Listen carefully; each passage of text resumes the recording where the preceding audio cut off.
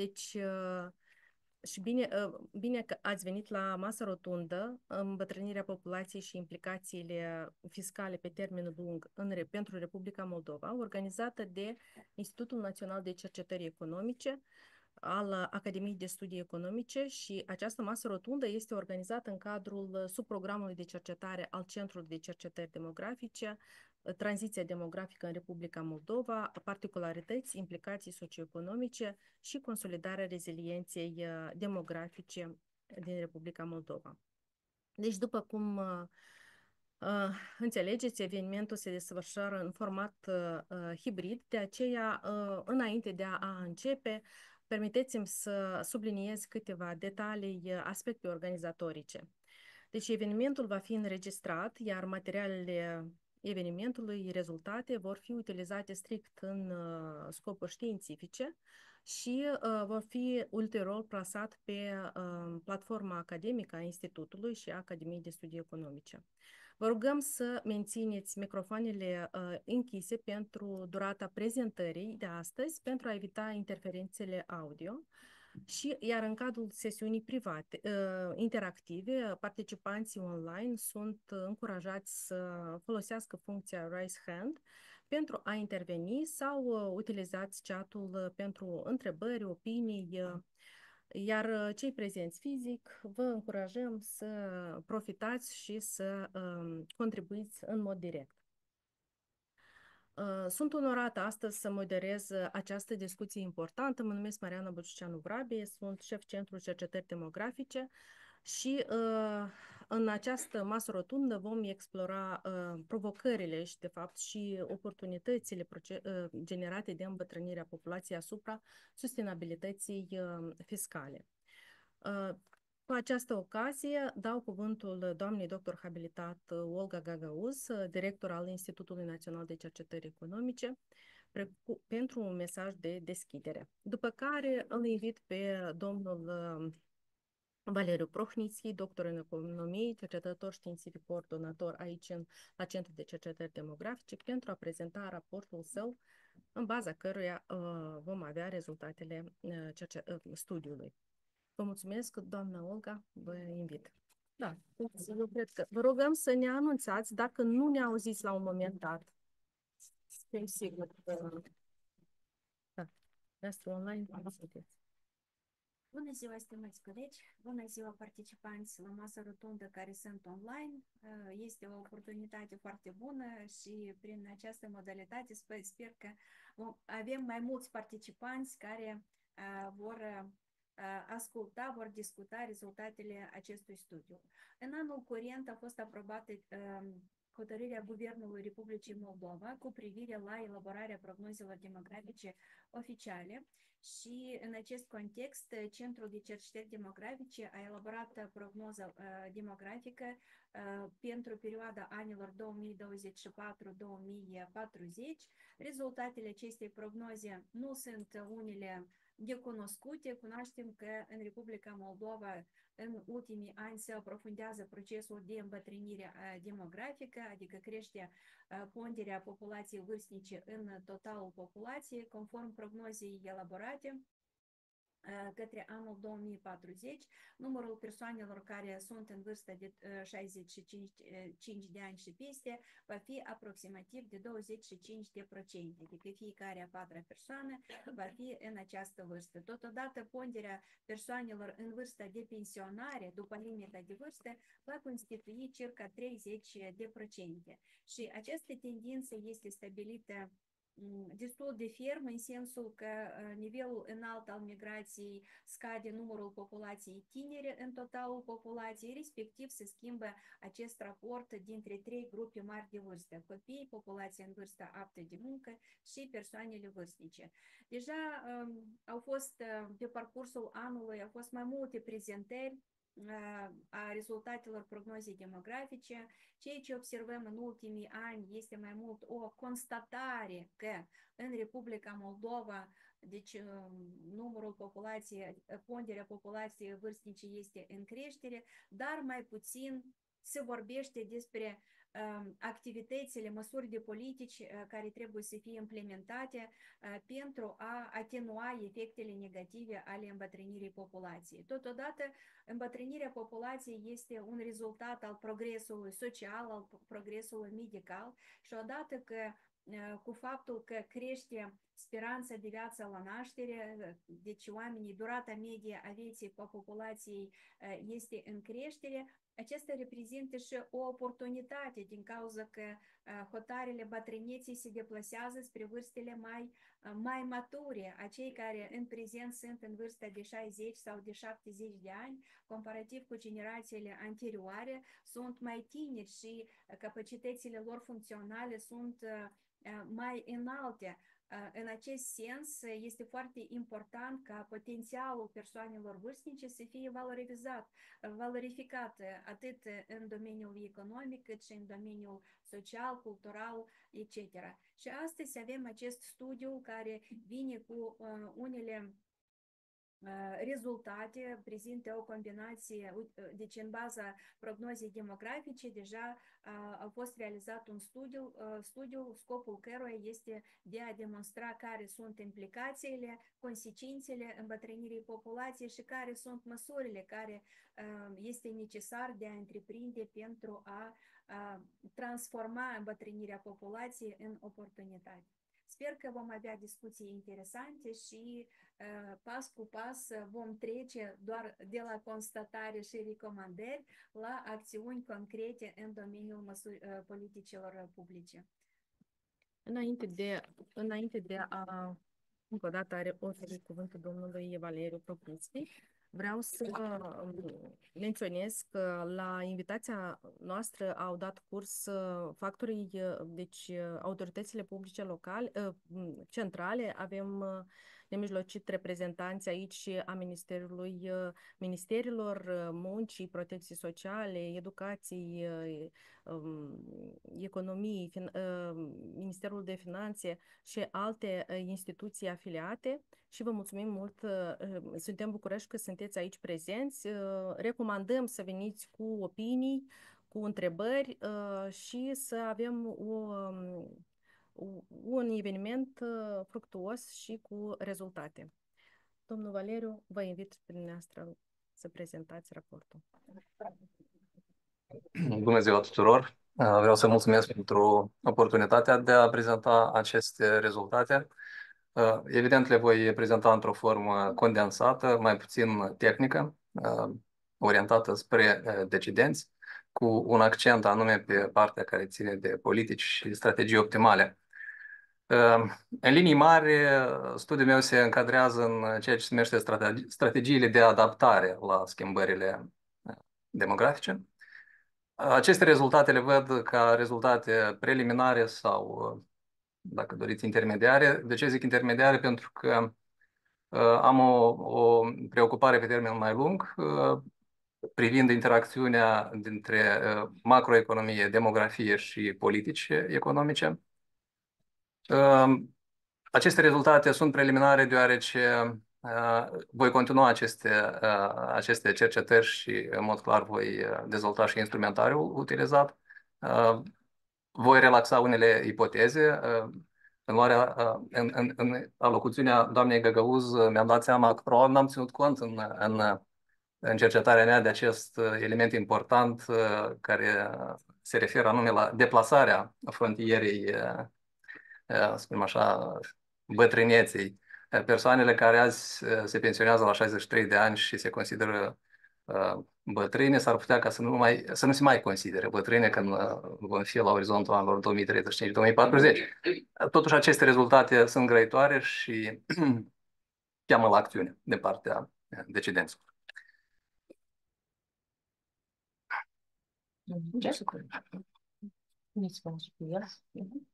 Da.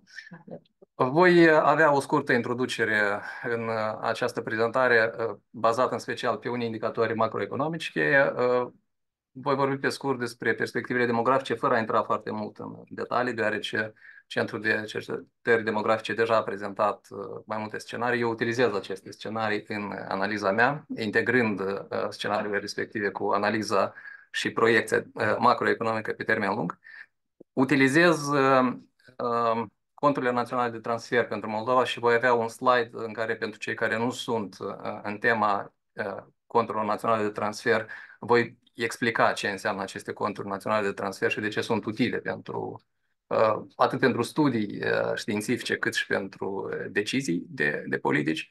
După care voi prezenta impactul fiscal al îmbătrânirii, voi explica cum anume utilizez perspectivele demografice, conturile naționale de transfer și analiza macroeconomică pentru a deriva acest impact fiscal al îmbătrânirii și voi avea un scurt slide în care analizez răspunsurile de politici optimale la provocările puse de îmbătrânirea demografică a populației. Indicatorii cheie de care vorbesc pornesc cu populația rezidentă sau populația cu reședință obișnuită, cum în mod corect este utilizat conceptul în statistica națională. Aveam 2,8 milioane locuitori în 2014 și timp de un deceniu am pierdut 400.000 de oameni cu reședință obișnuită. Evident, scăderea în sine a populației e un fapt important, de-a dreptul dramatic pentru acest scurtă perioadă de timp. Din punct de vedere macroeconomic și din punct de vedere fiscal, mai important însă este schimbarea structurii pe vârste a populației decât scăderea în sine a populației. Și aici observăm schimbări importante, în special între categoriile de vârstă 15-62 de ani și 63 plus ani. 63 plus ani este, spunem așa, categoria convențională la care se pensionează bărbații și începând cu 2028 și femeile. Deci, în mod clar, este orizontul la care putem să spunem că persoanele pleacă din perioada de viață economică activă și intră în perioada mai puțin activă, în care sursa principală de venituri sunt pensiile. Deci doar în acești 10 ani, ponderea celor în vârstă 16 plus a crescut de la 13,6% la aproape 21% și evident că această schimbare s-a produs practic integral, după cum putem vedea, din contul celor cu vârsta 15-62 ani, cei care sunt la vârsta economică activă. Deci, astea sunt, spunem așa, indicatorii cheie pe partea demografică. Pe partea macroeconomică, o tendință extrem de îngrijorătoare din punctul meu de vedere este reducerea puternică a ratelor de creștere economică. Observați că în anul 2014 media creșterii pentru precedenții 5 ani, adică pentru perioada 2009-2014, a fost de 5,4% și în această creștere intră și efectele negative ale crizei financiare de atunci. Deci a fost un șoc major, a fost o revenire din acest șoc. În pofida acestui șoc am avut o creștere respectabilă de 5,4%. În 2023, indicatorul respectiv este de 1,1%, adică în perioada 2018-2023, rata medie de creștere economică a fost de 1,1%. În mod clar, avem o încetinire puternică a creșterii economice în Republica Moldova. Veniturile fiscale în perioada respectivă, estimate ca pondere din PIB, nu s-au schimbat mult. S-ar părea la prima vedere că nici datoria publică nu a crescut foarte mult, raportată la PIB, de la 36 la aproape 39%. Deci nu reprezintă o creștere dramatică, însă dramatică este scumpirea acestei datorii.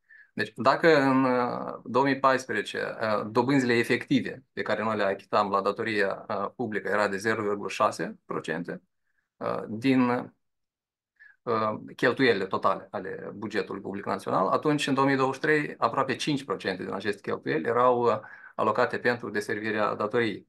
Nu atât pentru deservirea datoriei, cât strict pentru achitarea dobânzilor. Și această creștere este îngrijorătoare. Este îngrijorătoare din cauza că datoria publică, în general, are o proprietate de a crește exploziv în anumite circumstanțe care pot fi nefavorabile.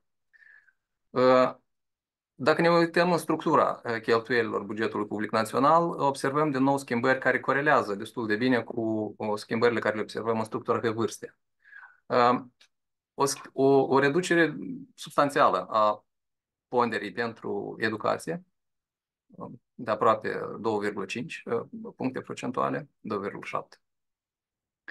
Sănătatea, bun, creșterea aceasta probabil că este în mare măsură și o reflecție a COVID-ului. Specialiștii ar putea poate mai multe să ne spună prin ce se explică această creștere. În schimb, creșterea cheltuielilor pentru protecția socială este de-a dreptul remarcabilă. Ponderea acestora a crescut de la 32% în 2014 la aproape 39% în 2023. Și cam, iată, dacă să privim strict demografic și să ținem cont de scenariile de evoluție demografică pe care le-a elaborat Centrul de Cercetări Demografice, observăm o inversare, dacă dorim, dacă putem spune așa, a piramidei populației. Piramida populației în 2023 încă a arătat destul de așa stabilă, destul de în picioare și vedem că către anul 2040 ea practic se răstoarnă. Cohortele de azi progresează în vârstă, numărul de copii scade, populația... Deci avem o deplasare puternică și vizibilă, ochiometric chiar, a populației către categoriile mai în vârstă. Spuneam că scăderea populației de la 2,5 la 1,8 milioane către anul 2040 este o tendință îngrijorătoare, probabil în sine. Spunem așa, mai îngrijorătoare însă este creșterea progresivă a populației cu vârsta 65+, care ajunge la 24% în anul 2040.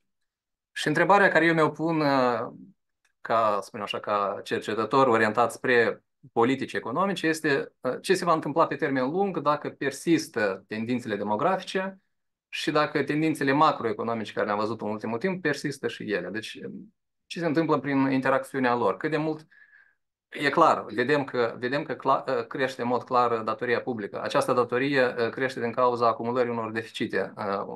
Deci cât de mult ar putea de fapt să crească datoria publică pe termen foarte lung dacă persistă aceste tendințe. Dacă în urma analizelor ajungem să constatăm că datoria crește până la un nivel nesustenabil, ar fi un răspuns fiscal sau un răspuns de politică fiscală, ar fi unul suficient, sustenabil, potrivit?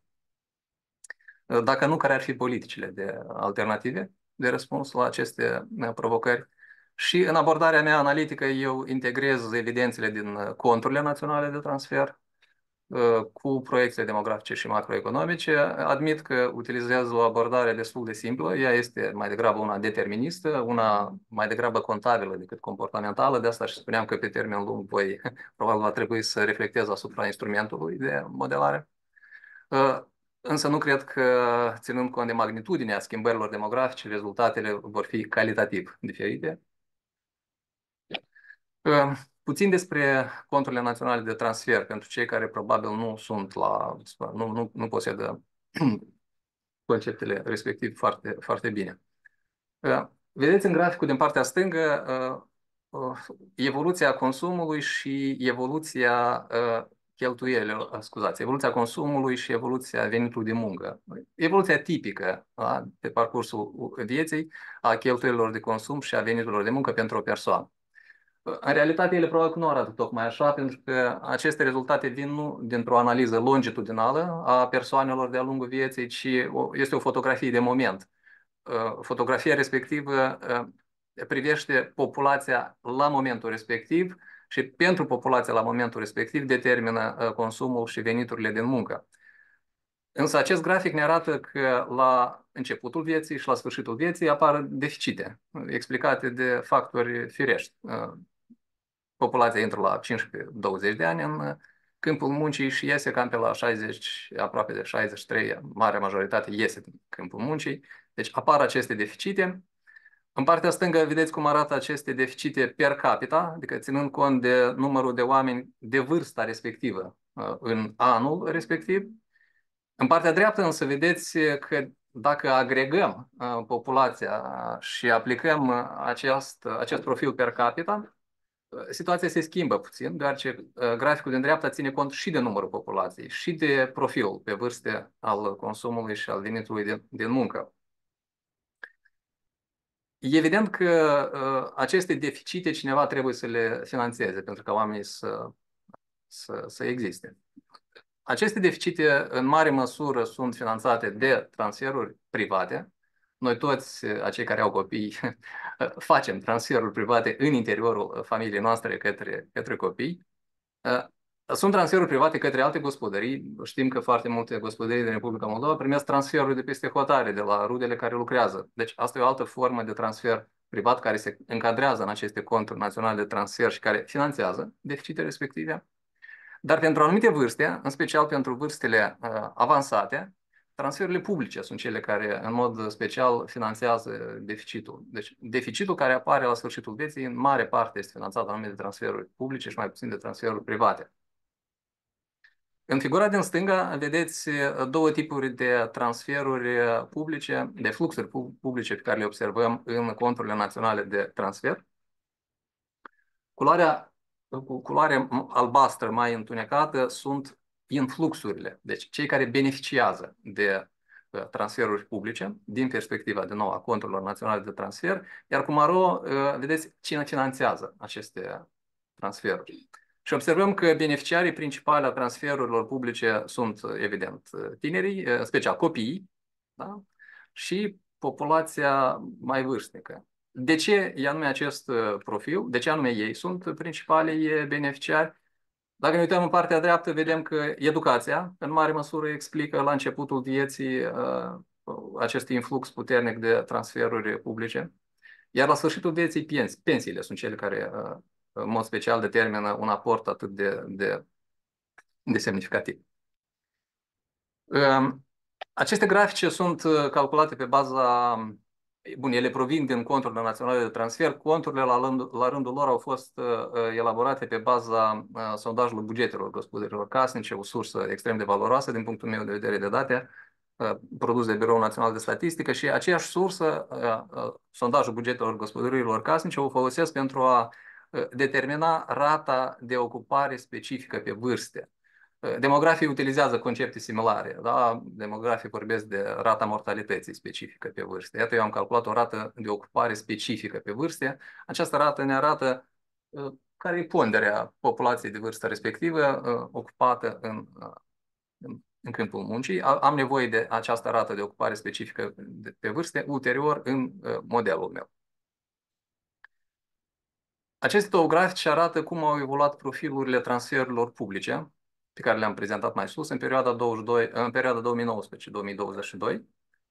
În stânga aveți influxurile, în dreapta aveți refluxurile. Deci influxurile sunt cele care noi le primim ca beneficiari, refluxurile sunt cele pe care noi le finanțăm ca contribuabili, de exemplu, ca contribuabili fiscali. Și vedem o deplasare puternică a acestor curbe, în special o deplasare pe verticală. Din punct de vedere a configurației generale, nu sunt schimbări semnificative, poate puțin în cazul influxurilor, în cazul vârstelor foarte avansate, observăm o creștere puternică, care, apropo, ar putea să fie o consecință a creșterii puternice a numărului de persoane vârstnice în ultimii câțiva ani. Deci chiar și în 4 ani observăm deja un anumit impact al îmbătrânirii, dar această deplasare pe verticală este mult mai izbitoare. Ea este explicată atât de factori economici reali, de factori demografici reali, cât și de efectele creșterii prețurilor. Cum modelez? Deci pe acest slide eu explic cum modelez și cum ajung la aceste rezultate, explicația fără ecuații. Deci eu, în primul rând, determin cheltuielile bugetului public național până în anul 2040, în fiecare an, pe acest orizont de prognoză, dar determin aceste bugete public național nu în mod convențional, cum face Ministerul Finanțelor, ci folosind aceleași variabile din conturile naționale de transfer. Educația, sănătatea, pensiile și alte cheltuieli. Alte cheltuieli, în special monetare, dar mai ales nemonetare. Fiecare tip de acest transfer public este estimat pe baza evoluției populației. Eu folosesc profilul per capita, pe care îl văd în 2023, în anul 2023, în sondajul bugetelor gospodărilor casnice. Am văzut că în ultimii 5 ani nu s-au produs schimbări dramatice. Prin urmare, consider rezonabil să presupun că în viitor nu vor fi schimbări dramatice, ca schimbări morfologice importante. Deci, admit că aceasta va fi profilul per capita. folosesc evoluția populației pe vârste ani discreți până în 2040, așa cum a prognozat Centrul Cercetării Demografice. Ajustez cheltuielile respective cu rata inflației și cu creșterea economică. Veniturile bugetului public național, din nou, e o ușoară schimbare de perspectivă, folosesc conturile naționale de transfer, folosesc profilul pe vârstă al impozitelor, pe care îl observăm în perioada 2019-2023, multiplic respectivul profil cu evoluția în timp a cohortelor populației pe vârste specifice și obțin pentru fiecare an în orizontul de proiecție, obțin veniturile bugetului public național. Evident, în urma acestor calcule apare un deficit, observ o secvență cronică de deficite. Aceste deficite, ca să fie finanțate, în mod inevitabil, trebuie să se producă o creștere a datoriei publice. Datoria publică eu o modelez folosind un exercițiu de bilanț, în care datoria crește ținând cont de stocul anterior al datoriei, plus noul deficit care se acumulează. Noul deficit sau noul sold operațional, cum folosesc, cum spun macroeconomiștii. Fac și o modelare destul de simplă a evoluției produsului intern brut, folosesc o funcție de producție simplă. Această funcție include un singur factor de producție, este forța de muncă și productivitatea muncii ca factor, ca parametru care într-un fel este similar cu productivitatea totală a factorilor în, spunem așa, într-o funcție de producție mai convențională, cum ar fi funcția Cobb-Douglas. Acest slide prezintă deja modelarea cu ecuații. Cred că pentru acei care vor dori să cunoască detaliile tehnice, această prezentare va fi disponibilă posibil pe platformă și vor putea să facă cunoștință cu aceste ecuații. Nu vreau să mă opresc prea mult aici, cu excepția faptului că puteți să vedeți aici într-o ecuație că folosesc L mic, W mic este acea rată specifică de ocupare pe care am estimat-o și am prezentat-o pe un slide anterior. Prin urmare, creșterea pe care eu o modelez, creșterea economică pe care eu o modelez în timp, este determinată de rata ocupării specifice pe vârste, multiplicată cu populația pentru fiecare vârstă respectivă în orizontul de timp 2023-2040. Înainte de a mă uita la consecințele îmbătrânirii, eu încerc să-mi dau seama mai întâi care este, să generez niște scenarii de impact ale îmbătrânirii. Deci,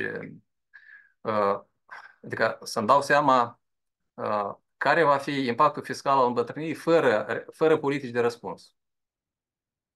Adică doar șocul. Care este impactul șocului? Șocul fiind îmbătrânirea populației. Pentru asta, mai întâi eu generez un scenariu demografic de bază. Este un scenariu contraintuitiv, într-un fel, deoarece este un scenariu în care nu se produce îmbătrânirea populației. Până în 2040, vârsta medie a populației rămâne constantă, dar se produce contracția populației exact după scenariul mediu al Centrului de Cercetări Demografice. Deci, în acest scenariu stabil, din punct de vedere demografic, avem o rată de ocupare implicită, da, medie, care rezultă către anul 2040 de 45,8%.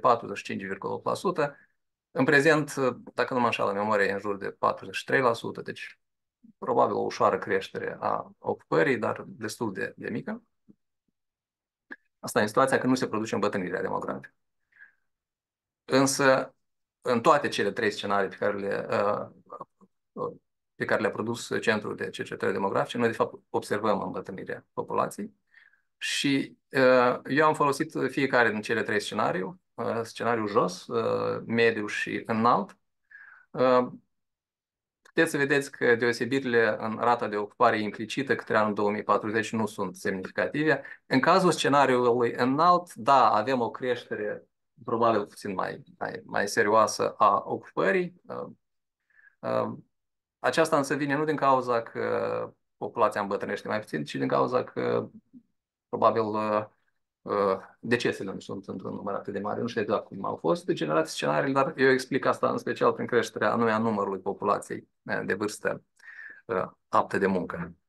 Și după cum vedeți, eu folosesc în simulările mele doi parametri importanți. Rata de creștere anuală a productivității muncii și parametrul de ajustare a presiunii fiscale. Acești parametri nu variază în aceste scenarii de impact. Nu le variez pentru că eu vreau să văd de fapt care este impactul șocului. Și vreau să-mi dau seama dacă face diferență mare cum anume va îmbătrâni populația până în 2040, după scenariul mediu, jos sau înalt. Aceste rezultate arată că diferențele nu sunt substanțiale.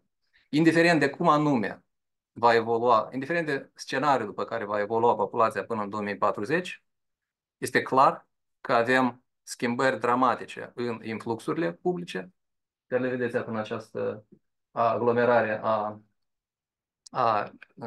a curbelor. Iată, aceste curbe, le puteți vedea că sunt foarte apropiate una de alta, iar curba albastră este evoluția în cazul scenariului demografic stabil.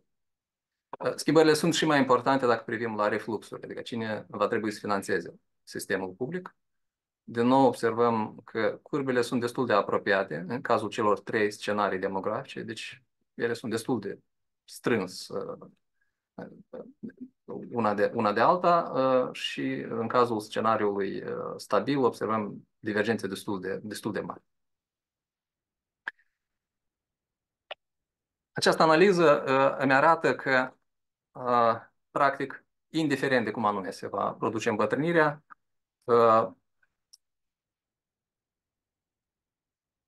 indiferent de scenariul demografic după care se va continua procesul de îmbătrânire demografică, consecințele fiscale sunt comparabile între ele, sunt cam de aceeași magnitudine.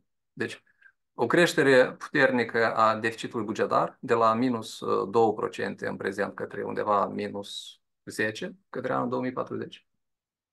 Repet, încă o dată se aplică aceeași ipoteză că economia va crește cu 1,1, așa cum am observat în ultimii 5 ani. În cazul scenariului de bază, observăm o anumită stabilitate până în 2030, după care oricum urmează o înrăutățire a situației fiscale. Și evident că această serie de deficite cronice trebuie să se reflecte în datoria publică. Datoria publică în scenariul de bază crește cam până la 50%, ceea ce încă este un prag tolerabil. În oricare din cele trei scenarii demografice, datoria crește mult peste 80%. Pragul de 80% este mult, sau nivelul de 80% este mult peste nivelul de precauție fiscală recomandat de FMI, și care este 70%, și este mult și peste criteriile de la Maastricht pentru convergența macroeconomică de aderare la zona euro. Criteriul respectiv presupune un prag de 60%. Evident, până în 2040 ar putea să fie relaxate și criteriile de la Maastricht, dar rezultatele respective le folosim pentru a înțelege magnitudinea implicațiilor fiscale ale procesului de îmbătrânire demografică și, în mod clar, este un efect care nu poate fi ignorat. Întrebarea este cum răspundem la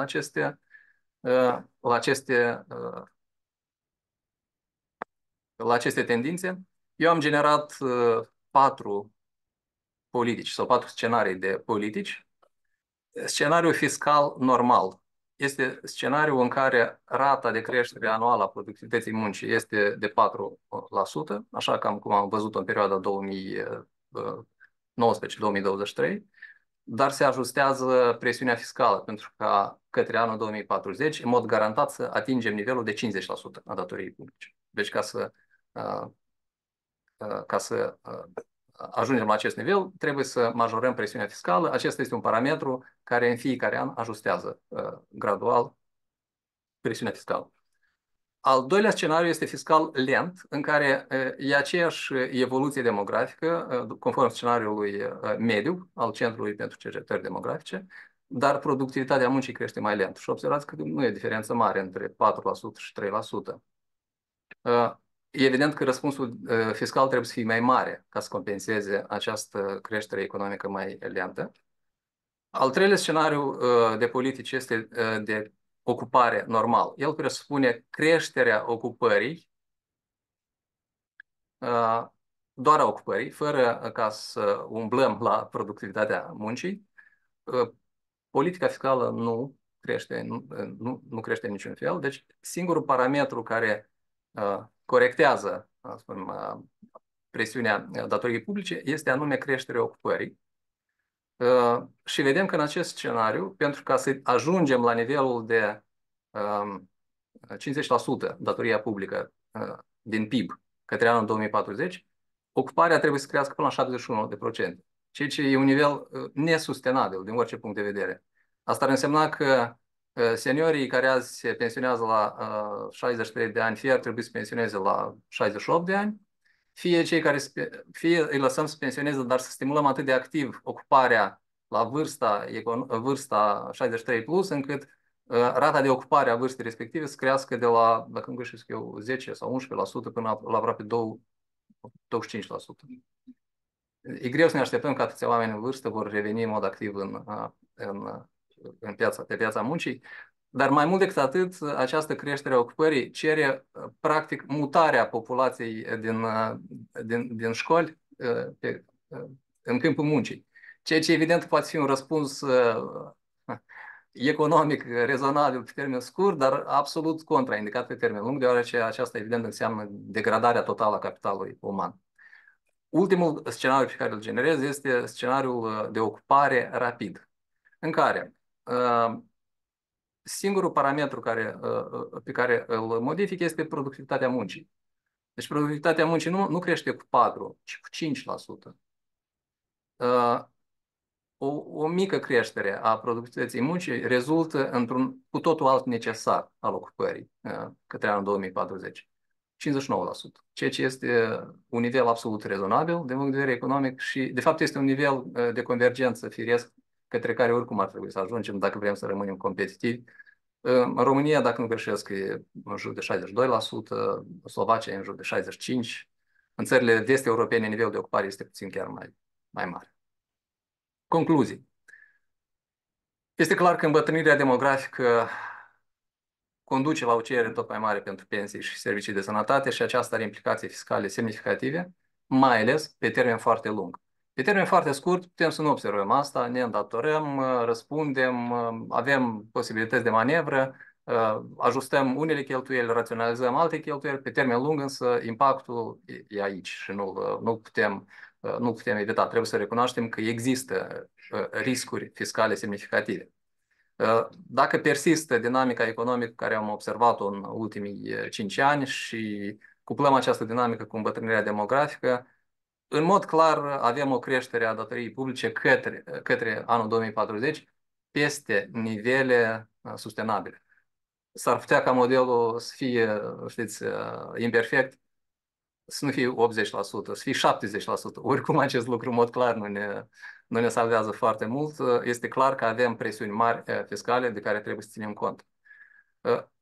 Dacă dorim să țintim un nivel mai sustenabil al datoriei către anul 2040, avem două strategii, spunem așa, două strategii majore. Cum putem să reducem raportul datoriei la PIB? Fie reducem datoria, fie creștem PIB-ul. Da? Primele strategii sau primele două scenarii pe care eu le-am simulat țintesc anume numărătorul acestui raport, datoria în sine. Și vedem că răspunsul fiscal cerut în mod implicit de ținta de 50% este prea mare. Deci prea mult trebuie să crească presiunea fiscală către anul 2040. De la 28% în prezent, 28% din PIB în prezent, către 36% din PIB către 2040.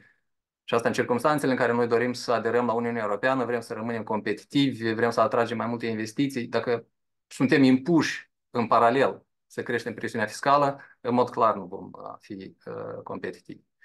Și mai mult decât atât, acest al doilea scenariu fiscal lent, care presupune o frânare ușoară a creșterii, deci dacă se întâmplă ceva pe parcursul acestei perioade, noi șocuri, noi pandemii, nu știu, atunci povara fiscală va trebui să crească și mai mult ca să ținem datoria fiscală în zone menajabile. Strategia de țintire a numitorului, deci de creștere a produsului intern brut, scenariul ocupare normal arată că stimularea ocupării în sine nu este un răspuns credibil, deoarece cere un nivel de ocupare prea mare. Acest nivel de ocupare nu este sustenabil cu interesele pe termen și mai lung de dezvoltarea capitalului uman și pur și simplu ca oamenii să aibă o viață plăcută. Prin urmare, strategia optimală de răspuns este cea în care se fac investiții proactiv. Aceste investiții trebuie făcute azi pentru ca să vedem efectul anul 2035 în creșterea productivității populației. Adică noi trebuie să mizăm că în linii mari vom avea cam același număr de oameni care vor lucra, dar noi trebuie să investim atât de mult în productivitatea lor, încât productivitatea lor să compenseze consecințele negative ale scăderii populației active. Și în aceeași perioadă, datorită anume creșterii productivității lor, ne putem aștepta și la o creștere rezonabilă și sustenabilă a ocupării. În orice caz, aceasta este o strategie fără regret. Atât am vrut să comunic azi. Vă mulțumesc și dacă aveți întrebări. Vă mulțumim și noi, domnul Valeriu. Stimați colegi, stimată audiență, aici prezentă fizic și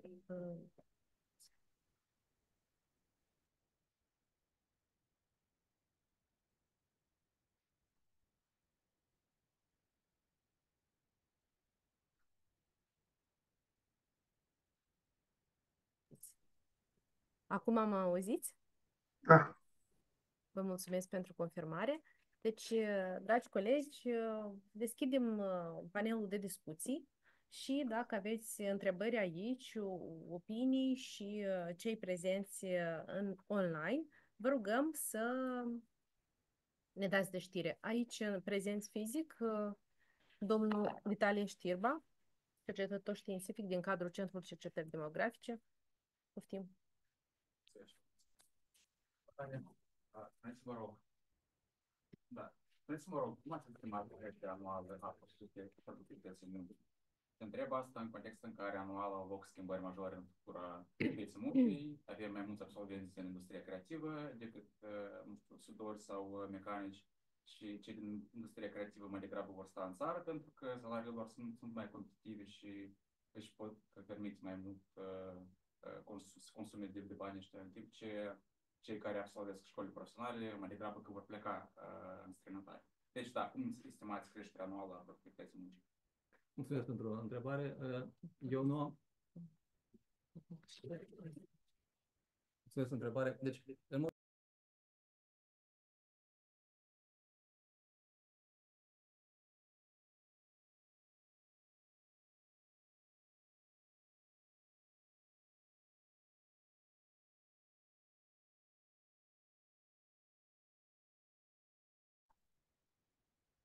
Da. În mod explicit, eu nu am modelat aceste diferențe care sunt absolut evidente și probabil justificate, pentru că aș fi intrat pe un teritoriu mult prea complex. Da? Eu am vrut să țin cont, spunem așa, de acele efecte care sunt cu adevărat persistente pe termen lung. Într-o versiune mai avansată a acestui model, probabil că ar trebui să țin cont de schimbările în forma acelor curbe CNT care probabil se vor produce. Probabil că cei care vor merge la IT, într-adevăr, vor fi mai productivi decât cei care vor merge la specializări mai puțin convenționale. Însă noi deja în perioada 2018-2023, perioada pe care eu am folosit-o pentru a calibra acest parametru, noi deja am observat aceste intrări mai active în profesii mai productive în comparație cu profesiile mai puțin productive. Deci, într-o mare parte, felul în care am calibrat acest parametru, el deja ține cont de faptul că unii merg la meserii mai productive, alții merg la meserii mai puțin productive. Deci, asta e. Vă mulțumim. Vă mulțumim. Dacă mai sunt întrebări, da, domnul profesor Todoroi, vă văd. Poftim. Da. Domnul Cominsky, iată, ați făcut un raport extraordinar de important și actual. Vreau să vă pun o întrebare, prima întrebare, la care vreau să am un răspuns mai detaliat, dacă se poate. Cum vă gândiți dumneavoastră că am putea să activăm participarea la elemente de consum și de producere a oamenilor vârstnici din perioada prepensionare, pensionare cu activitate și pensionare fără activitate. Cam de la 60 de ani până mai departe. Cum s-ar putea de făcut un lucru mai efectiv ca aceste oameni din această perioadă de vârstă să fie mai activi și mai necesari și mai utili și mai producători, poate chiar să schimbi ceva în elementul de producere și de consum a bunurilor din societate. Deci implicarea oamenilor în vârstă, a seniorilor. Da. Asta e întrebarea. Bun, eu aș putea să dau răspunsul politic corect este de a încuraja oamenii să fie mai mult timp activi. Răspunsul economic corect însă este ca salariile să crească mai rapid decât cresc pensiile. Deci dacă salariile pentru toate generațiile vor crește mai rapid, da, decât prestațiile sociale, evident că oamenii vor rămâne interesați să rămână economic activ cât mai mult timp posibil. E evident că contează foarte mult și motivațiile nefinanciare. Și aici chiar revin la acel răspuns care este nu doar politic corect, dar care este substanțial corect.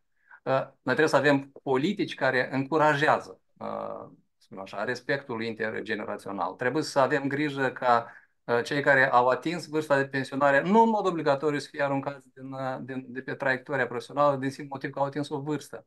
Deci vârsta de 63 ani azi este într-adevăr cu totul altceva decât vârsta 63 acum, așa cum 10 ani. Iar peste alți 10 ani, probabil că cei care vor fi de vârsta 63 de ani vor avea competențe și capacități funcționale mult mai înalte.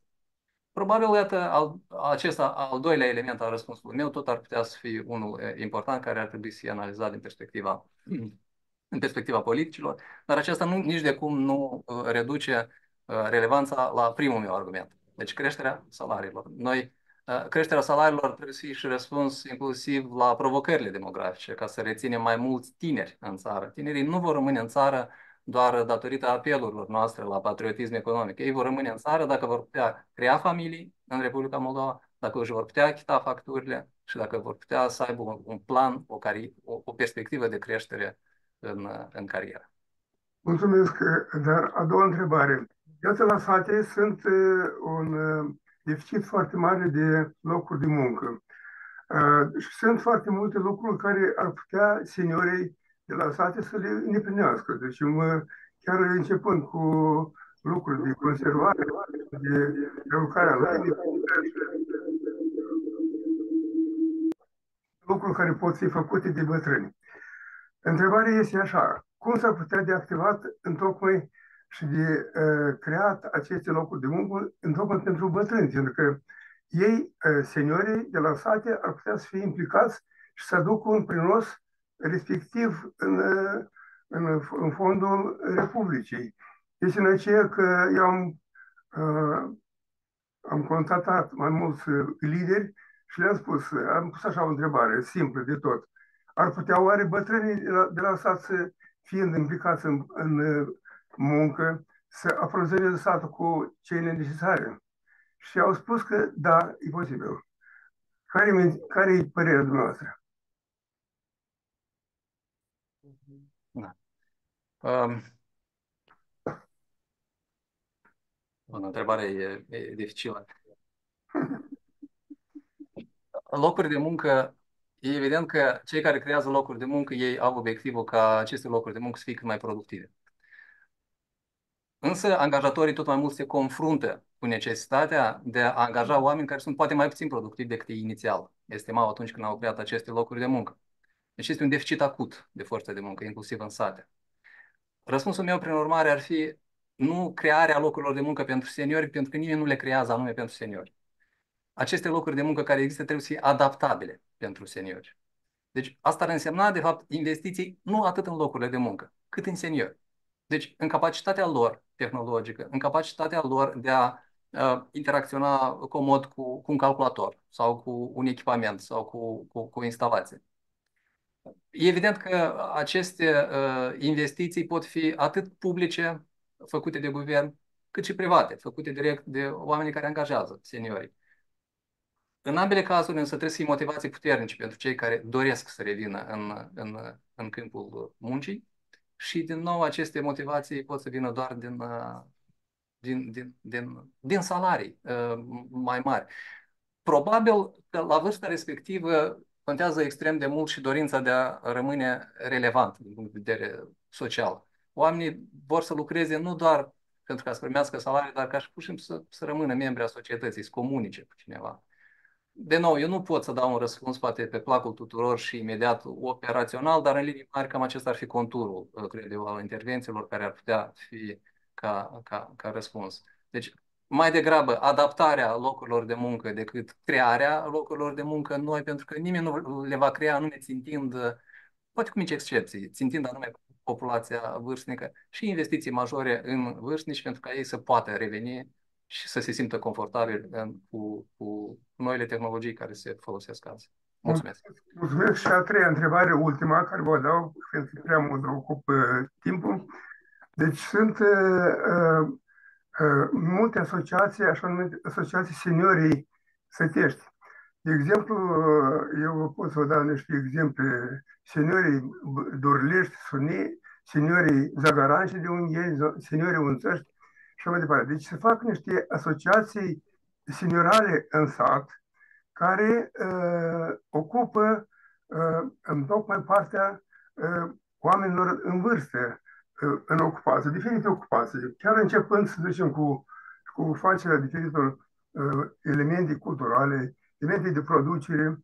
Deci, iată cele trei asociații pe care v-am numit eu dumneavoastră, asociațiile seniorale la sate, după părerea noastră, este o posibilitate de a face mai multe locuri de muncă la sate pentru seniori și doi, deci a ridica ponderea și utilitatea acestor seniori de la sate să fie utili societății și, mă rog, ar ameliora situația chiar imediat dacă s-ar putea face măcar vreo 10% din toate statele să aibă așa asociații seniorale. Mulțumesc! Vă mulțumim. Vă mulțumim, domn profesor. Părerea dumneavoastră despre crearea asociației seniorale care ar putea să amelioreze situația vârstnicilor. Acum ofer cuvântul doamnei directoare al Institutului Național de Cercetări Economice, doamna Olga Gagauz. Dumneavoastră puteți vorbi, că cred că să vă auziți, da. Deschideți microfonul. Haideți să vedem. Da, eu vreau să fac un comentariu, nu am întrebări referitoare la această problemă. Eu vreau doar să menționez două lucruri importante care ne-a demonstrat studiul acesta care a fost prezentat. În primul rând, noi deja avem instrumente științifice foarte bune, relevante, care ne permit, pe de o parte, să estimăm dinamica prospectivă a populației, deci avem prognoză demografică, avem capacitatea de a elabora aceste prognoze și fiabilitatea acestora este destul de înaltă, ceea ce ne-a arătat experiența noastră, evaluarea prognozelor anterioare cu dinamica reală a numărului populației. Și avem un instrument foarte important care domnul Prohninski implementează cu succes, sunt conturile naționale de transfer, care îmbină factorul demografic cu factorul economic și prin implementarea unor abordări specifice este posibil de a prognoza aceste implicații fiscale, impactul schimbărilor structurii populației asupra, în cazul dat, asupra, deci domeniul, asupra fiscalității, dar nu doar aceste lucruri se poate de realizat și acest studiu astăzi arată că sunt foarte multe aspecte care urmează să luăm în considerare și ceea ce deja s-a menționat astăzi că este foarte importantă creșterea capitalului uman și este evident că generațiile care vor atinge vârsta de pensionare sau vor atinge vârsta de 65 de ani, acel prag al bătrâneții, peste 10 sau 15 sau 20 de ani, deja o să fie generații cu un nivel mai înalt de studii și care respectiv o să aibă și o productivitate muncii mai înaltă. Totodată mai sunt aspecte specifice pentru Republica Moldova, cum ar fi pondere înaltă a populației în vârstă aptă de muncă, care locuiesc în mediul rural, în care accesibilitatea locurilor de muncă este redusă și totodată și productivitatea muncii este scăzută. Și avem aici mai multe aspecte. În primul rând, investiții, cum a menționat domnul Prohnitski, că sunt necesare investiții în capital uman, da? În nivelul de educație al populației, sunt necesare investiții în economie ca să avem locuri de muncă care corespund secolului 21 și care necesită nivelul de calificare mai înalt, respectiv și o să aibă o productivitate muncii mai înalte și un impact mai mare asupra producerii produsului intern brut.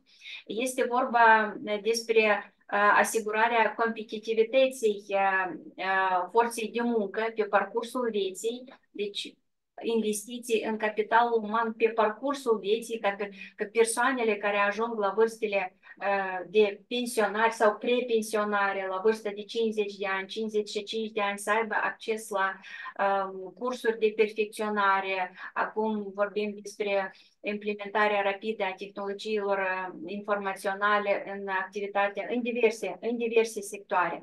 Deci sunt foarte multe aspecte care trebuie să fie luate în considerare.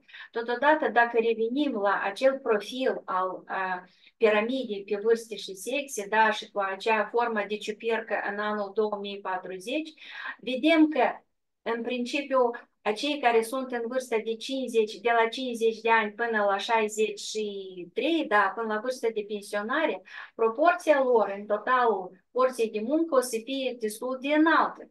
Și este vorba anume de productivitatea acestor generații și este necesar de a lua în considerare anume acest aspect. Sau totodată consumul. Consumul tot va fi concentrat în aceste vârste, da, la noi conform calculelor noastre, fiecare a doua persoană va fi în vârstă de 50 de ani și peste.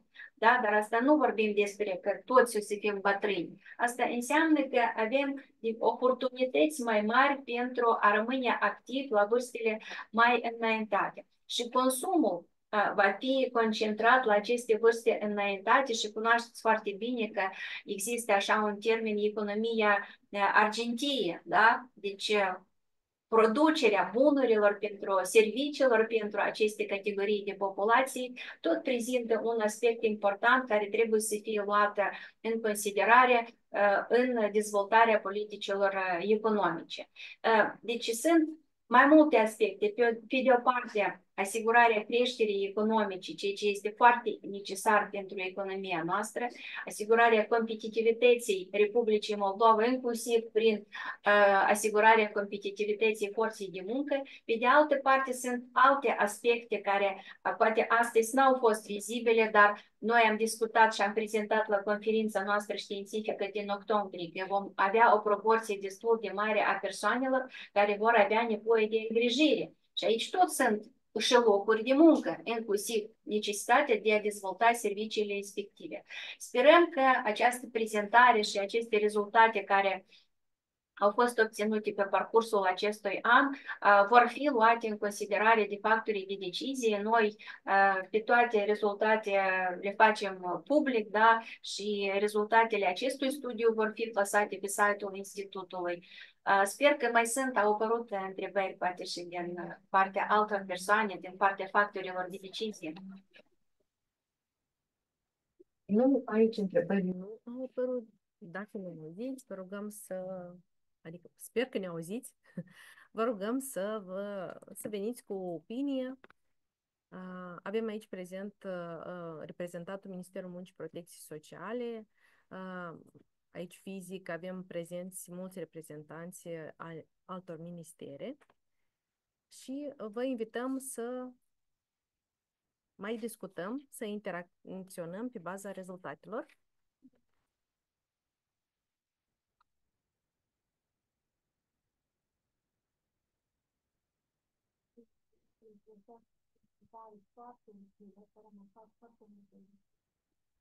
Nu, adică le cunoșteam, dar nu